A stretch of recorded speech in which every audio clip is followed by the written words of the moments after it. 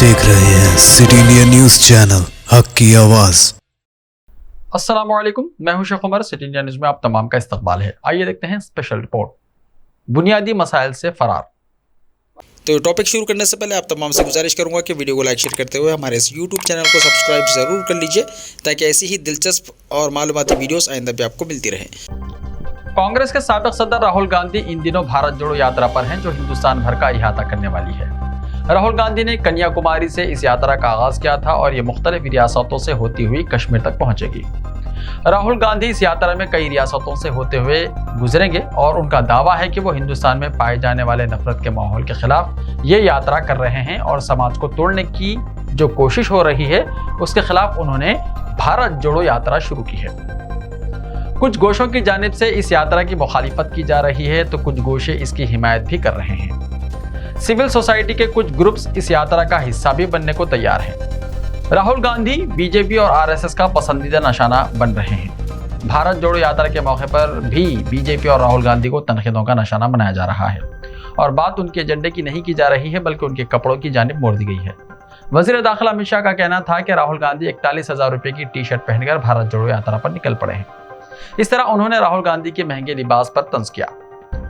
हकीकत यह है कि खुद को फकीर आदमी करार देने वाले वजीर आजम नरेंद्र मोदी इस मामले में सबसे आगे हैं। उन्होंने एक मौके पर 10 लाख रुपए का सूट जेब-ए-तन किया था, यानी पहना था। उनकी ऐनक के ताल्लुक से कहा जाता है कि वो भी लाखों रुपए की है। उनका जो कलम है, पेन है, वो भी लाखों रुपए मान लेती है। ये सारी चीजें हिंदुस्तान की नहीं बल्कि बैरूनी ममालिक की कंपनियों ने तैयार की हैं।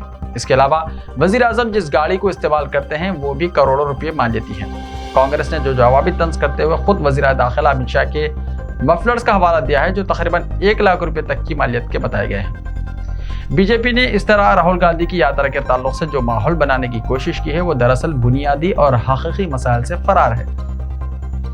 अवाम की तवज्जो यात्रा के बुनियादी एजेंडे से हटाने की कोशिश मुनज़्ज़म अंदाज में की गई है। असल सवाल इस यात्रा के ताल्लुक से ये नहीं है कि राहुल गांधी या इस यात्रा में शरीक होने वाले दूसरे कायदीन कितनी मालियत का लिबास पहन रहे हैं, कितनी मालियत के जूते इस्तेमाल कर रहे हैं या फिर वो क्या खाते हैं और क्या पहनते हैं। सवाल ये है कि राहुल गांधी ने ये यात्रा निकाली क्यों है और इसके बुनियादी मकासद क्या हैं। इसके जरिए समाज में क्या सूरत हाल पैदा हो सकती है, इसके समाज पर क्या असरात मुरत्तब हो सकते हैं। जिस तरह से सारे मुल्क का माहौल पूरा गंदा कर दिया गया है और हर मसले को मजहबी तासुब और तंग नजरी की सोच का शिकार कर दिया गया है, इसमें मुल्क का माहौल नफरतज़दा हो गया है।